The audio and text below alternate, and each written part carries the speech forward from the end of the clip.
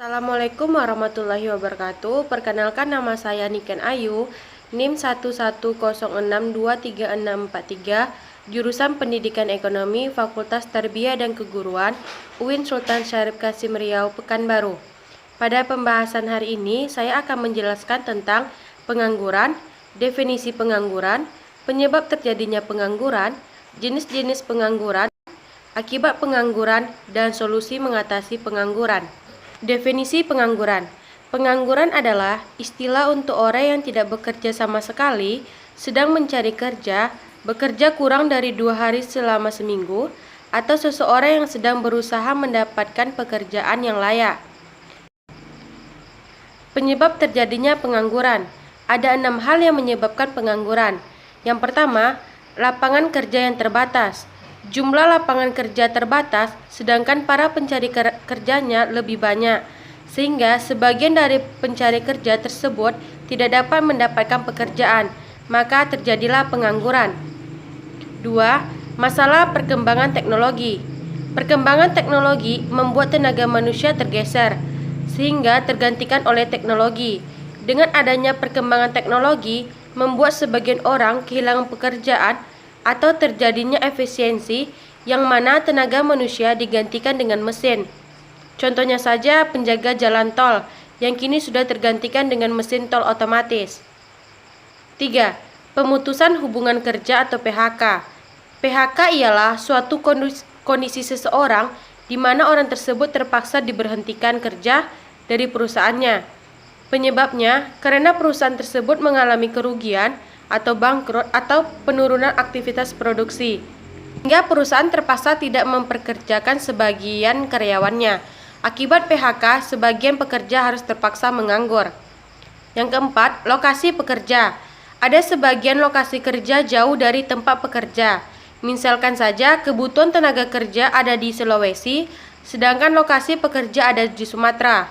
Sehingga pekerja yang di Sumatera tidak dapat mendapatkan pekerjaan karena lapangan kerja yang tersedia berada di tempat yang berbeda. Lokasi yang berjauhan membuat sebagian orang terpaksa menganggur. 5. Masalah pendidikan yang rendah dan tidak berkualitas.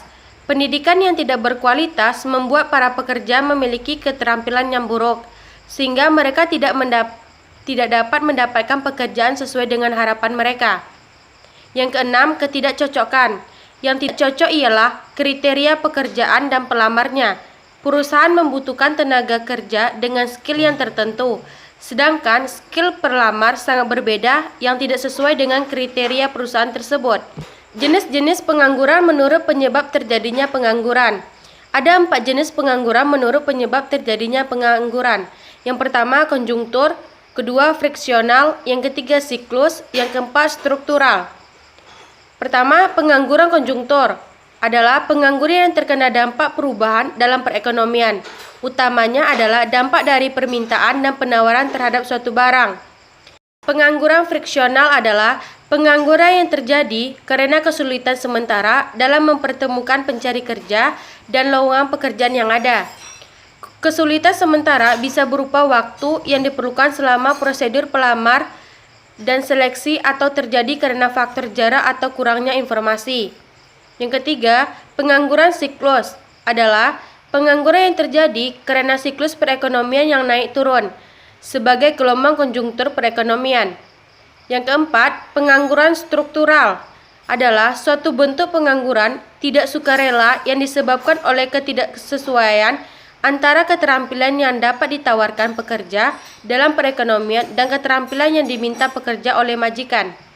Jenis pengangguran menurut lama bekerja. Yang pertama, pengangguran terbuka, kedua, pengangguran terselubung, yang ketiga, setengah menganggur. Pengangguran terbuka adalah kondisi ketika penduduk sudah tidak memiliki pekerjaan sama sekali. Pengangguran terbuka terdapat dalam ranah penduduk yang termasuk angkatan kerja dari umur 15 sampai 63 tahun.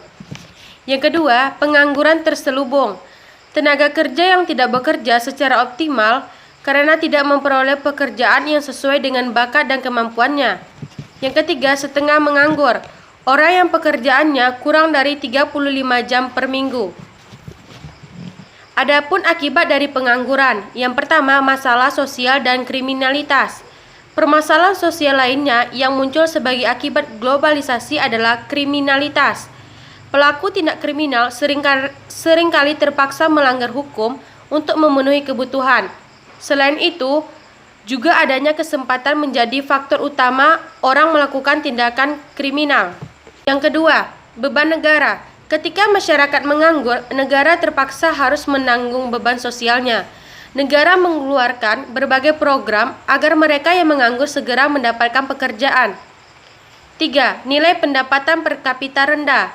Pendapatan per kapita merupakan pendapatan rata-rata rakyatnya. Jika sebagian rakyatnya menganggur, maka pendapatan rata-rata rakyatnya rendah. Keempat, masalah kesehatan dan psikologis. Seseorang yang menganggur akan cenderung terkena tekanan stres, depresi, dan lain sebagainya, sehingga berkunjung pada aspek kesehatan dan psikologis. Yang kelima, produktivitas rendah. Mereka yang menganggur tidak dapat beraktivitas, tidak dapat menghasilkan apapun yang bernilai ekonomi, sehingga produktivitas negara menjadi rendah. Solusi mengatasi pengangguran. Yang pertama, meningkatkan kualitas pendidikan. Pendidikan merupakan hal yang sangat penting.